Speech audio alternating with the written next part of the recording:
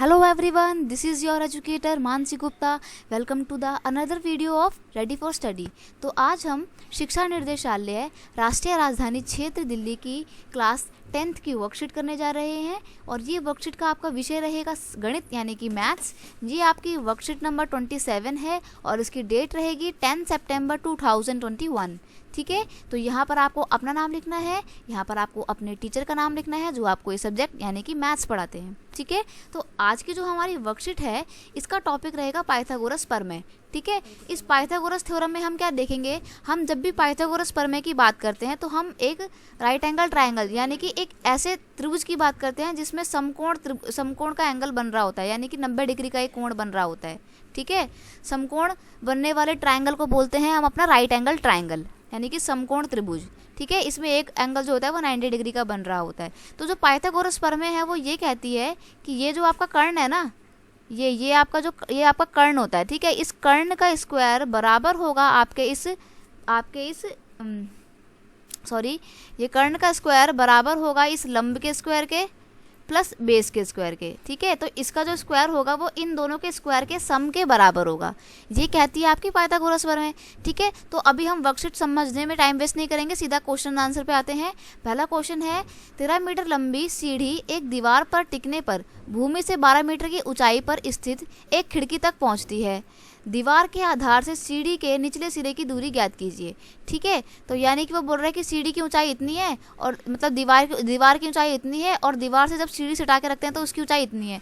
तो दीवार से सीढ़ी के बीच की गैप ये निकालना है हमारे को. ठीक है, ये निकालना है यानी कि बेस निकालना है, आधार निकालना है. ठीक है, तो हम लगाएंगे पाइथागोरस प्रमेय.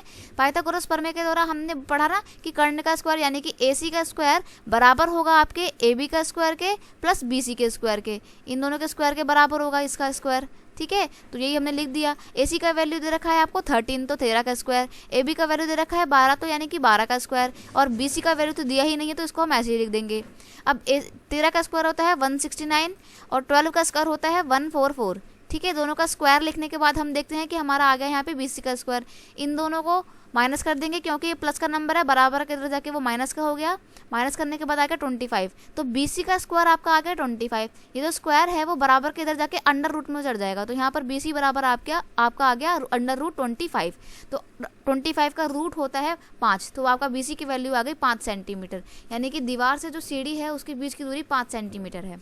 ठीक है, बढ़ते हैं नेक्स्ट क्वेश्चन की तरफ. अगला क्वेश्चन है कि 8 सेंटीमीटर भुजा वाले एक वर्ग के विकर्ण की लंबाई ज्ञात करनी है. तो देखो आपको पता है वर्ग क्या होता है. वर्ग एक ऐसा चतुर्भुज होता है जिसकी सारी भुजाएं आपस में बराबर होती हैं. अगर उसने एक भुजा आपको 8 सेंटीमीटर दी है तो इसका मतलब आप क्या निकालेंगे कि सारी भुजाएं जो है वो 8 सेंटीमीटर होंगी. ठीक है, इसलिए मैंने सारी भुजाओं में क्या लिखा है 8 सेंटीमीटर लिख दिया है. ठीक है, फिर वो बोल रहा है कि आपको इसके विकर्ण की यानी कि इसको बोलते हैं विकर्ण, इसकी ऊंचाई आपको निकालनी है. तो यहाँ पर देखो आपका समकोण त्रिभुज बन गया ना, यहाँ पे 90 डिग्री का एंगल बन गया. ठीक है, तो यहाँ आपको निकालना है विकर्ण यानी कि आप यहाँ पे निकालेंगे कर्ण. तो हम इसमें सबसे पहले क्वेश्चन में जब ऐसे क्वेश्चन होते हैं तो क्या लिखते हैं कि हमारे को क्या क्या दिया हुआ है. तो गिवन में आपका आ जाएगा यानी कि दिया है. आप हिंदी मीडियम के बच्चे हैं तो सिर्फ आप हिंदी मीडियम वाली लाइनें लिखिएगा. दिया है कि वर्ग की भुजा 8 मीटर है, 8 सेंटीमीटर है. ठीक है, हमें ज्ञात क्या करना है, ज्ञात करना है AC.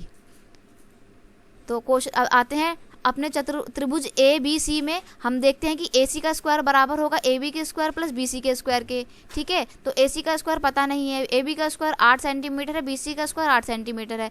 8 का स्क्वायर 64, 8 का स्क्वायर 64, 64 और 64 मिला के आपका हो गया 128. तो देखो स्क्वायर था ना, स्क्वायर बराबर के इधर जाके किसका हो जाता है अंडर रूट का हो जाता है. मैंने अभी आपको बताया तो मैंने यहाँ पे अंडर रूट 28 लिख दिया. तो AC का स्क्वायर क्या आ गया, यहाँ तो आप इसका आंसर इतना भी लिख सकते हैं अंडर रूट 128 सॉरी. ठीक है, 128 भी लिख सकते हैं रूट में, या फिर आप 128 में से कुछ पेयर निकाल के जो है इसका प्योर आंसर लिख सकते हैं. तो देखिए मैं यहाँ पे इसका वो निकाल दिया, LCM निकाला, जोड़े बनाए तो 3 जोड़े में से 2 बाहर निकल के 3 बार 2 निकल के बाहर आ गया. तो यहाँ पे 2 2 जा 4 4 2 जा 8 आ गया, 8 आ गया. और इस वाले 2 का जोड़ा नहीं बन पाया था, इस वाले 2 का जोड़ा नहीं बन पाया था तो इसलिए मैंने इसको अंडर रूट में ले लिया. तो आंसर आपका हो जाएगा 8 और 8 के साथ √2. तो आप इसका आंसर या तो ये भी लिख सकते हैं 8√2 या फिर आप इसका आंसर लिख सकते हैं √128. दोनों ही आंसर आपके बिल्कुल करेक्ट होंगे. ठीक है, बढ़ते हैं नेक्स्ट क्वेश्चन में.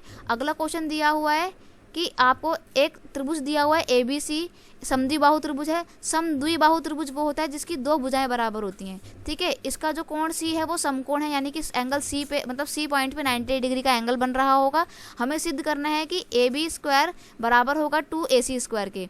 तो इसका आंसर आप यहाँ से डायरेक्ट कॉपी कर सकते हैं। ये रहा, AC बराबर आपका CB दिया हुआ है हमारे को, ठीक है।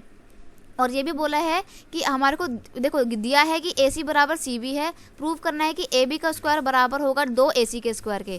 तो हम आ जाएंगे त्रिभुज ACB में, पाइथागोरस प्रमेय लगा देंगे, वही सेम जो भी मैंने पढ़ाई आपको कि कर्ण का स्क्वायर बराबर होगा लंब के स्क्वायर के और आधार के स्क्वायर के। तो देखो AB का स्क्वायर बराबर AC square plus CB square.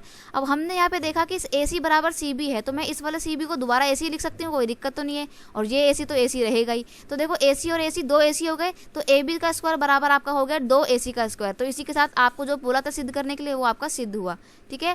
आप यहाँ से डायरेक्ट आंसर कॉपी कर सकते हैं। ये आपको शॉर्ट वीडियो कैसा लगा मुझे कमेंट सेक्शन में ज़रूर बताइए। अगर आपको वीडियो अच्छा लगता है तो अपने दोस्तों के साथ शेयर कीजिए, वीडियो को लाइक कीजिए, कमेंट करके बताइए कि ये शॉर्ट वीडियो कैसा लगा, ताकि मैं रोज़ आपके लिए सिर्फ आंसर्स की ही वर्कशीट की लेकर आते रहूँगी। वर्कशीट के सिर्फ आंसर अपलोड करूँगी, एक्सप्लेनेशन ज़्यादा नहीं देंगे ताकि वीडियो हमारा लंबा ना हो, ठीक है। अगर आपको ये शॉर्ट वीडियो पसंद आता है तो मुझे कमेंट सेक्शन में बताइए। मिलते हैं नेक्स्ट वीडियो में, तब तक के लिए thank you so much, bye bye.